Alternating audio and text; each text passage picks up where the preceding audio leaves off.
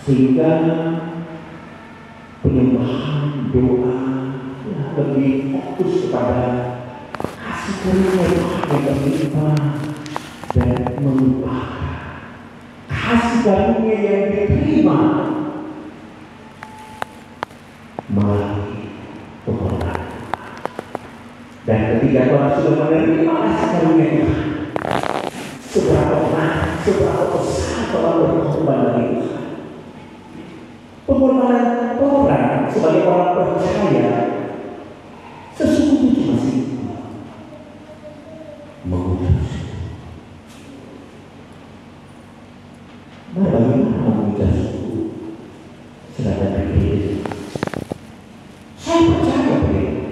Saya Tuhan. Namun menderita bagi Tuhan untuk mendengar firman. Itu orang yang tidak mau ikut Tuhan. Tapi menjadi berguna sebagai Tuhan ketika ada peradaban suami, istri, anak, kita orang yang tidak mau menderita. Mereka cuma diminta menderita dengan mengucap syukur. Tetapi menderita mengambil waktu Tuhan untuk berdoa, baca firman. Ada waktu Tuhan. Kita waktu. Masih banyak yang kita miliki tanpa Tuhan. Kenapa kita seperti itu semua? Ini menjadi berubah. Kalau orang mau merenungkan dan meresapi hamba Tuhan yang menderita, dia dihina, sangat dihina. Dia direndahkan. Dia tertekan oleh pemberontakan yang seharusnya saudara-saudara saya yang mendapatkan, yang seharusnya saudara-saudara saya yang harus menanggung sendiri setiap dosa kita. Saudara saya yang bersalah. Karena orang ini sebagai orang-orang yang hidup di dalam kegelapan. Dan kenapa gereja orang yang hidup dari gelap menjadi terang. Dari pergumulan mengaku warga gereja mampu hidup bersama. Bagaimana Bapak? Ini mau hidup bersama dengan terang firman, ini mau berjalan bersama dengan Tuhan Yesus. Bagaimana mau? Seringkali manusia berpikir kita bangun pagi persiapan untuk ke sekolah, kuliah, kerja. Menganggap rutinitas itu dijalani, ini disyukuri, pulang dari kantor, dari kampus, dari sekolah, dari mana saja dalam kesehatan kita, orang berjumpa kembali dengan keluarga. Habis itu mengatakan, kita menderita. Apa yang Tuhan beri?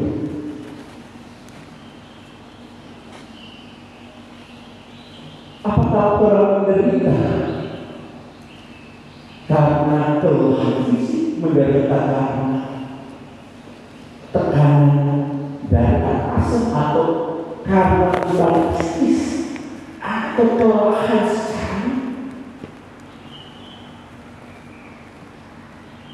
Penderitaan yang Tuhan Yesus alami,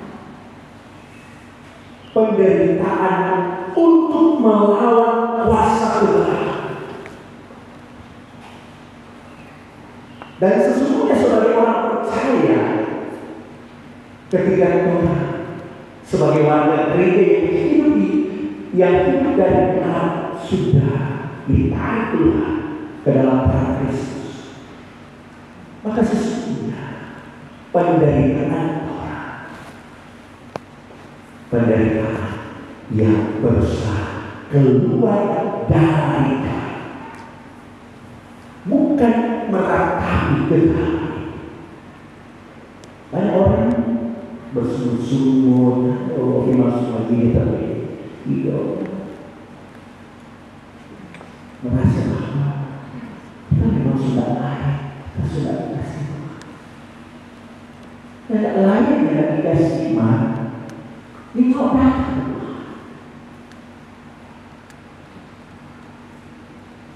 orang sebagai gereja ada karena ada orang, dan orang ada karena Kristus Yesus yang ada di dalam kehidupan. Gereja yang sesungguhnya adalah saudara-saudara dan saya. Jangan orang begini, Pak, Ma, kita suka masuk gereja, atau orang tua bilang ayo masuk gereja, ayo masuk gereja, masuk gereja. Ini istilah yang sama.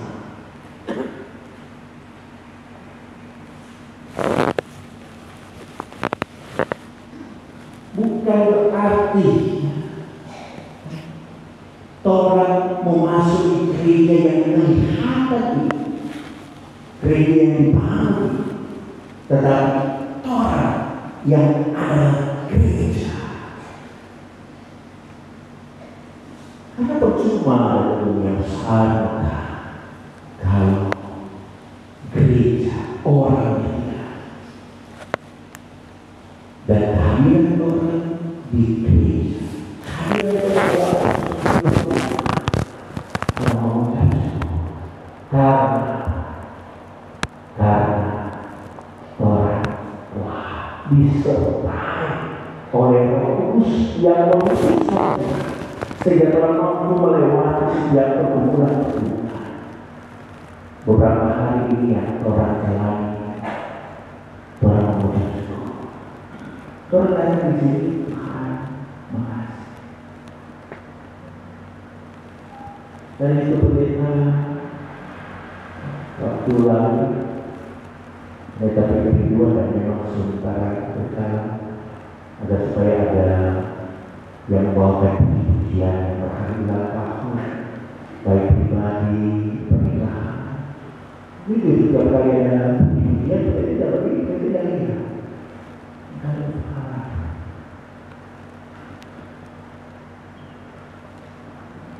Mau bersyukur, mau menderita Tuhan.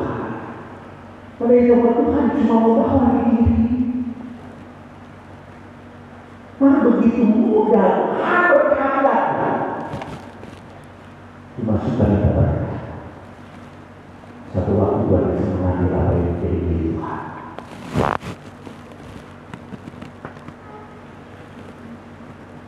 Ada seorang pemuda memohon Tuhan, kasih berkah, kasih kerja. Dan ketika Tuhan menjawab, kasih pekerjaan. Melupakan Tuhan. Karena merasa bahwa ini pekerjaan lebih berat. Melupakan siapa yang kasih. Seringkali orang percaya hanya melihat berkat yang diterima, dirasakan, sehingga melupakan bahwa siapa yang diterima. Orang hadir saat ini dalam menghayati secara yang tidak karena pemberi berkat masih memberikan orang ini. Orang masih diberikan uang dan waktu, diberikan kesempatan. Bukan hanya sekedar menghayati hamba Tuhan yang menderita, tetapi orang harus masuk dalam kematian. Apa yang kau suka? Apa yang kau kehendaki?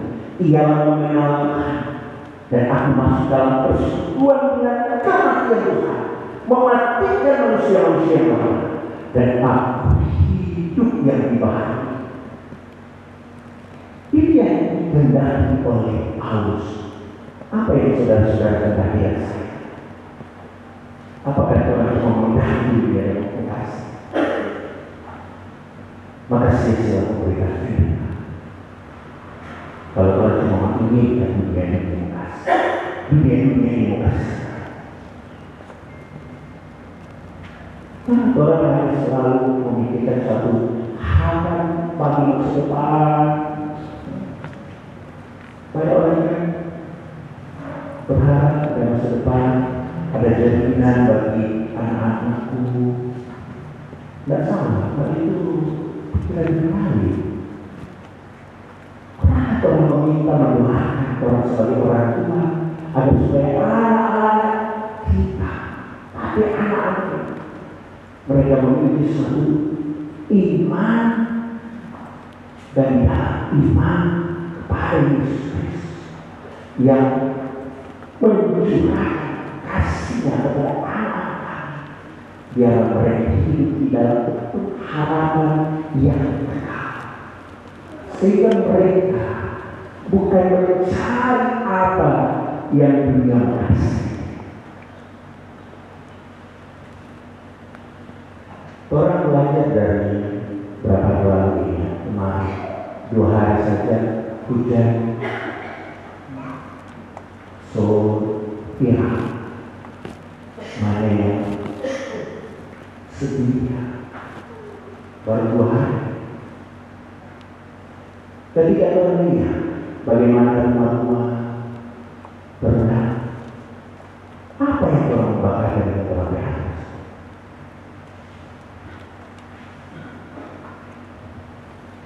Apa yang orang bakar? Semua ini adalah surga. Sehingga apa yang Tuhan Yesus lakukan di dalam pengorbanan bukan memberikan apa yang dunia kasih, tetapi apa yang Tuhan berikan adalah satu kehidupan. Bahkan mereka hidup untuk memuliakan Tuhan. Sehingga mereka sempat soknya ketika ada pikiran-pikiran yang tidak salah, tapi ada umumnya seperti ini. Siapa orang sulit itu baik, siapa kita sukaji, siapa sulit ini, siapa dia lebih berkati, siapa dia lebih banyak berkati, siapa dia lebih berkati. Ini cara dunia. Jadi Paulus serahkan kepada jemaat itu. Bahwa sekarang bukan hanya yang secara dunia, bukan ini apa yang dunia. Ketika membandingkan udara, dia lebih berkati. Sehingga orang sebagai orang tua bilang,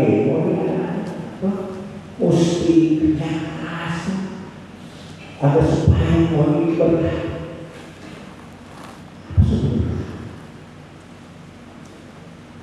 Apakah ketika orang mendapatkan dunia ini, orang sebagai manusia berdosa, orang akan pernah merasa cukup kalau merasakan dunia. Tapi kelemahan, ada orang pernah merasa cukup dengan pemberian. Banyak orang dapat ini, dapat itu, pernah merasa. Tetapi daripada itu Tuhan hari itu Paulus mengatakan kepada semangat bahwa kami hidup terlihat seperti orang-orang yang berkekurangan, tetapi sesungguhnya di dalam kekurangan sukacita kami berlimpah-limpah. Bukan apa yang kami miliki, tetapi Tuhan yang menjadi Tuhan yang hidup di dalam kami dan kami adalah milik kepunyaan. Maka biarlah kita sebagai orang percaya hidup di dalam ketaatan dan orang tetap menderita untuk melakukan kehendak Bapa, bukan melakukan kehendak iblis. Karena iblis bawa dari segala dosa, sehingga itu mudah iblis mendustai Tuhan. Ketika orang lebih banyak mendengar suara, tetapi orang lebih banyak itu, kita bersuara hati kok begini, tapi perasaan kok begini, tapi pikiran kok begini. Tetapi orang mau melakukan apa yang Tuhan kehendaki. Orang merasakan penderitaan Tuhan. Maka di situ apa yang Tuhan berikan ketika orang merasakan ini bukanlah penderitaan yang orang rasakan, namun sukacita yang melimpah dan kita diberikan kasih karunia dan damai sejahtera. Amin.